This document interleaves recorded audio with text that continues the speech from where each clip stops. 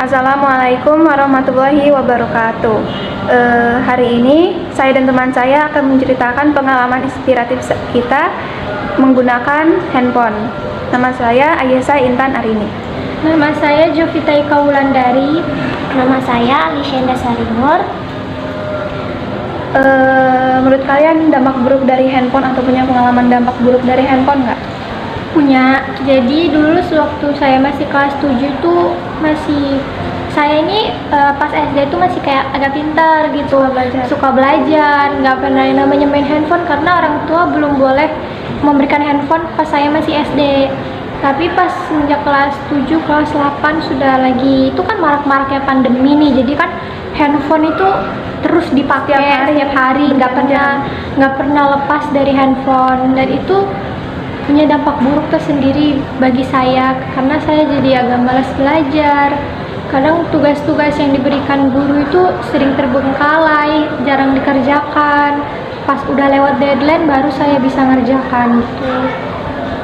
Iya sih, kadang aku juga kayak gitu karena kebanyakan main handphone, tugasnya jadi makin numpuk dan akhirnya malah lewatin tambah males lagi ngerjainnya gitu.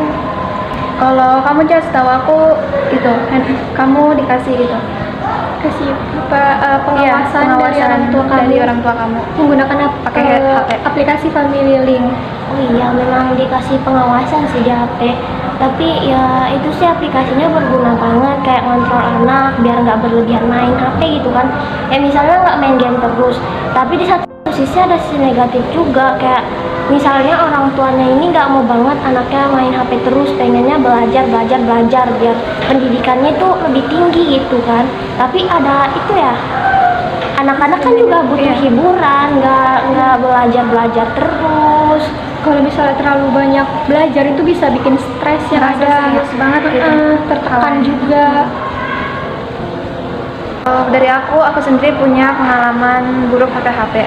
Dulu lagi marak-maraknya pandemi kelas 7, aku main HP terus dari pagi sampai malam berjam-jam. Akhirnya mata aku juga jadi minus, terus tugas juga terbengkalai.